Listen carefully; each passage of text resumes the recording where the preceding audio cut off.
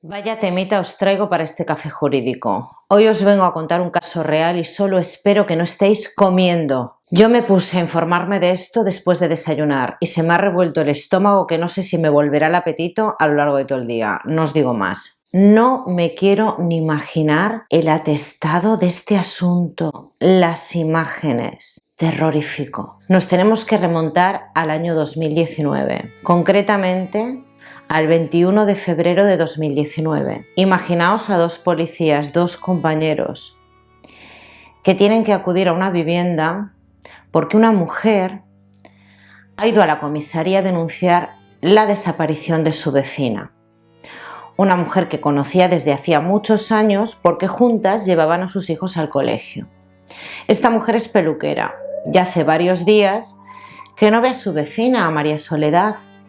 Y como sabe que tiene una situación tensa en su casa con uno de sus hijos, con el pequeño, que parece ser que está metido en las drogas, además tenía una orden de alejamiento, no se podía acercar a la madre, pero la madre por pena siempre le dejaba volver a casa. Pero llevaba varios días que no la veía. La llamaba por teléfono, no le cogía el teléfono, hablaba con otra amiga que tenían en común y no la habían visto, y ella lo que pensaba es que quizás habría tenido algún problema de salud y que estaría ingresada en el hospital, o quizás su hijo pequeño había tenido algún problema y por eso estaba tan ausente.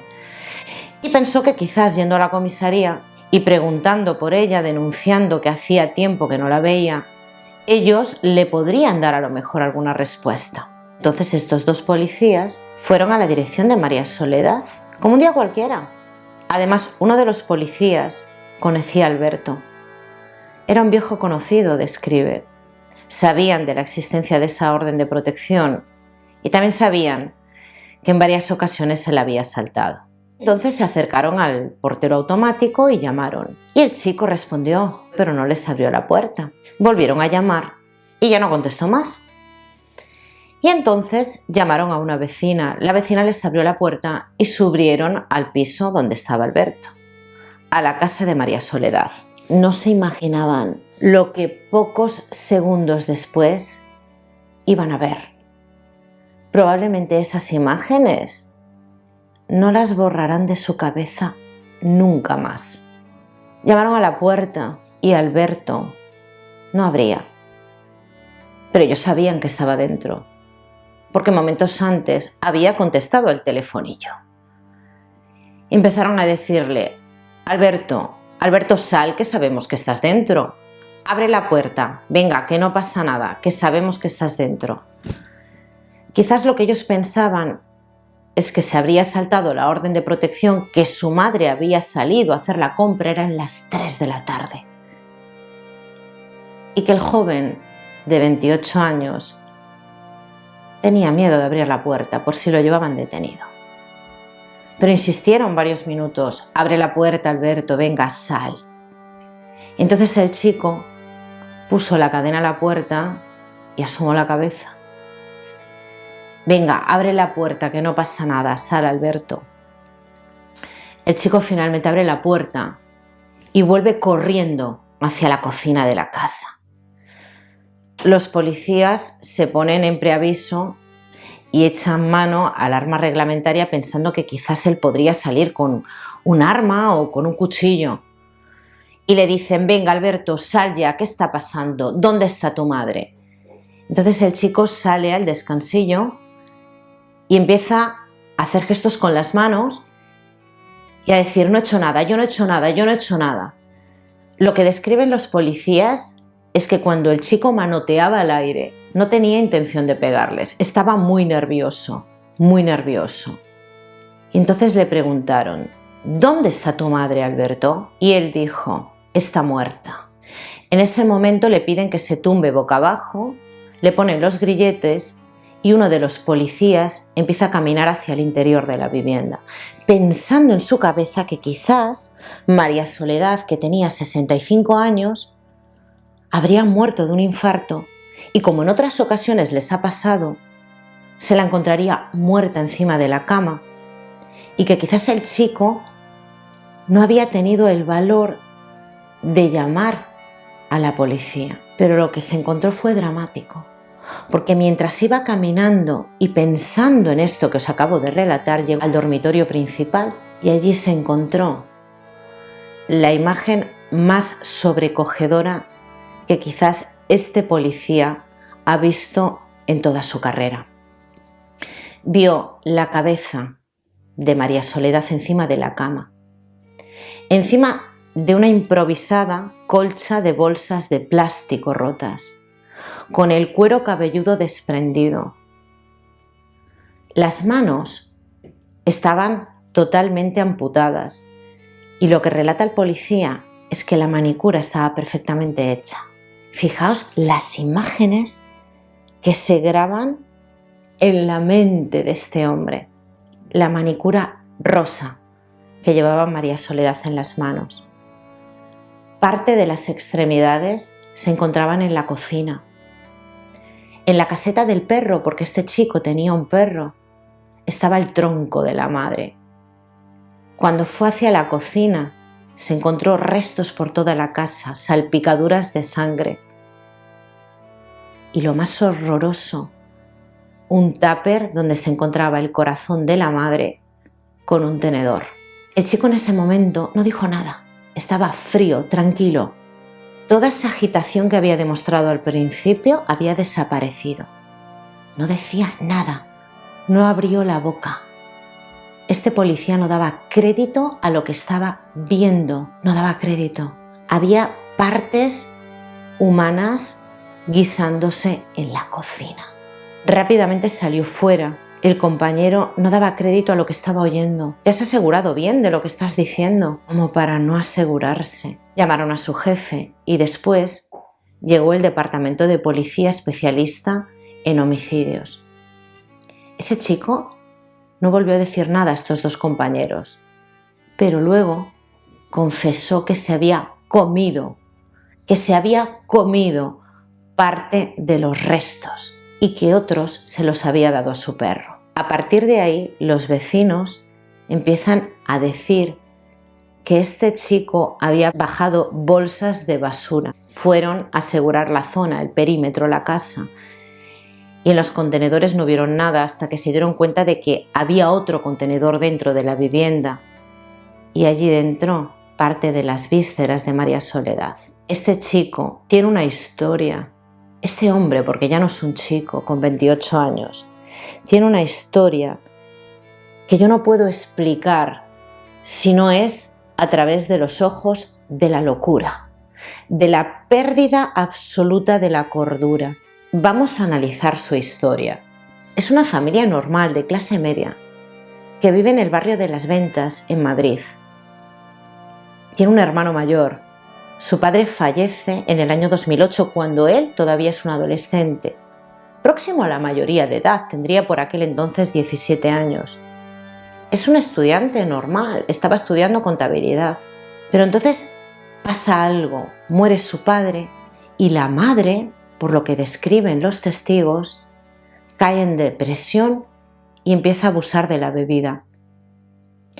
Este chico discute frecuentemente con su madre y el hermano que declaró el día del juicio dijo que no era violento, que en ocasiones se enfadaba y que insultaba a la madre, pero que la madre nunca había reconocido que el hijo la había agredido. Sin embargo, hay varias denuncias, incluso una orden de protección a favor de la madre, de forma que esas agresiones, aunque fueran verbales, eran frecuentes en el seno familiar. El hermano cuenta que Alberto se fue de Erasmus a Grecia y que ahí empezó el declive. Bebía más de lo normal, más de lo que bebe un joven de esa edad. Abusaba de las drogas. Incluso él relata que en compañía de su novia tuvieron que ir a buscarle a Grecia, que se encontraba en la embajada y que empezó a tener ideas delirantes, que decían que le querían matar y que le querían secuestrar. Por lo visto estuvo ingresado en un centro psiquiátrico. Por lo visto tomaba medicación, pero no la tomaba siempre. Entonces este chico pasaba etapas fuera de su domicilio, vivía en casas ocupas, en el parque. Los vecinos mencionan que era un chico majo, pero que siempre se le veía desarreglado, bebiendo solo, a veces en compañía de otros jóvenes de su edad, que había dejado la carrera, que frecuentaba compañías de dudosa reputación, aun con todos los vecinos no daban crédito a lo que había ocurrido. Algo tan horripilante que una mujer que se había dedicado a cuidar de sus hijos después de la muerte de su padre, a darles una educación, terminara con ese fatal desenlace. Pues bien, se celebró el juicio y el Ministerio Fiscal pidió para este chico una pena privativa de libertad de 15 años y 5 meses.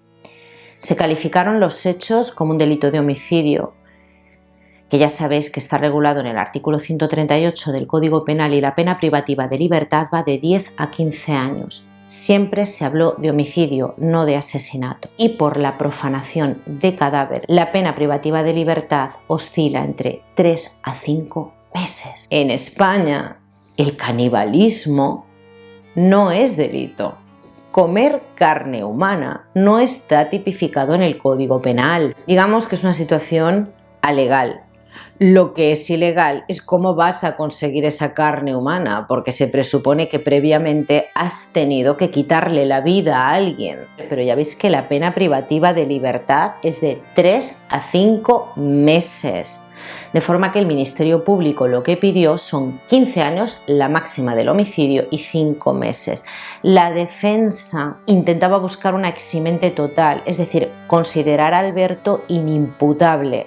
Sabéis que las personas que tienen un trastorno mental que afecta a sus facultades volitivas hasta el punto de no saber lo que está haciendo son inimputables. Entonces, en lugar de cumplir una pena de prisión, cumplen un internamiento en un centro psiquiátrico.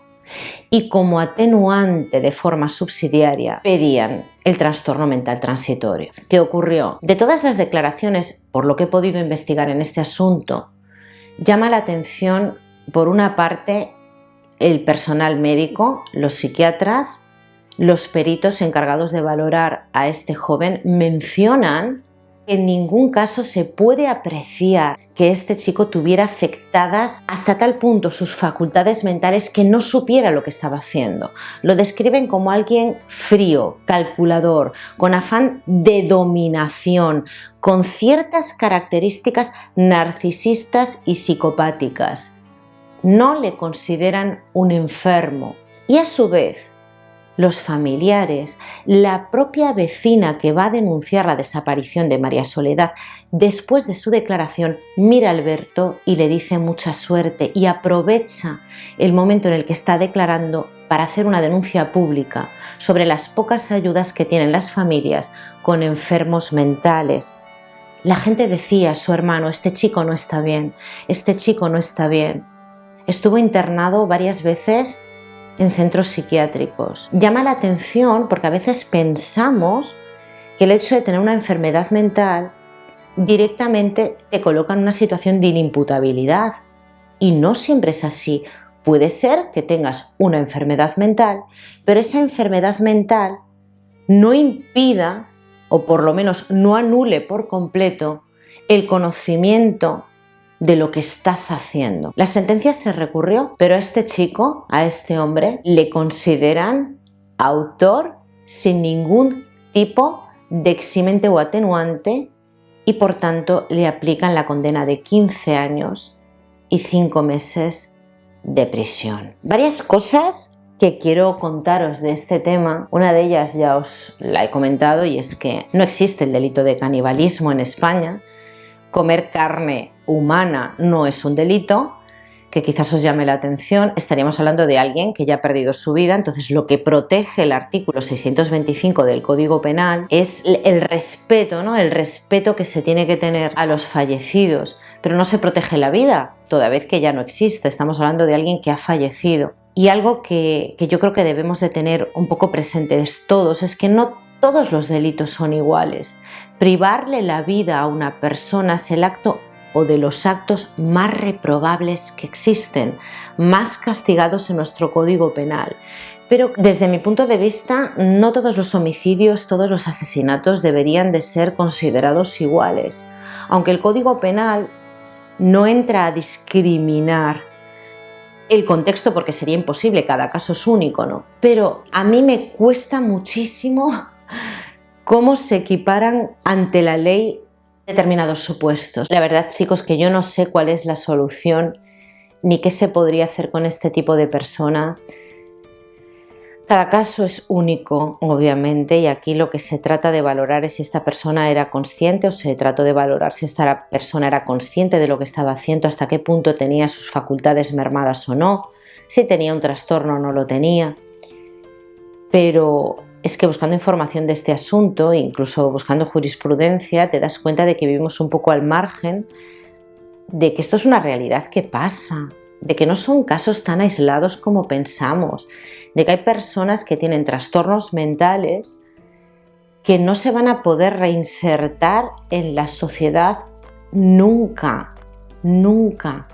Quizás algunos tomando medicación y que alguien se encargue, que normalmente son las familias, y efectivamente, como decía la señora Hipólita en su declaración, cargan con todo el peso y no tienen ayudas de, pues eso, mismamente el tener que dar esa medicación, el asegurarse de que la toma el enfermo.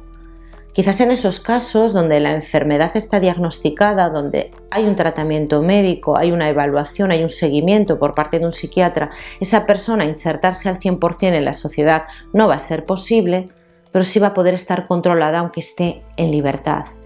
Pero hay otro tipo de personas que hemos hablado muchas veces, que cometen delitos tremendos contra menores de edad, personas que agreden a mujeres y que continúan con ese comportamiento aún después de haber cumplido su condena en prisión, o los psicópatas.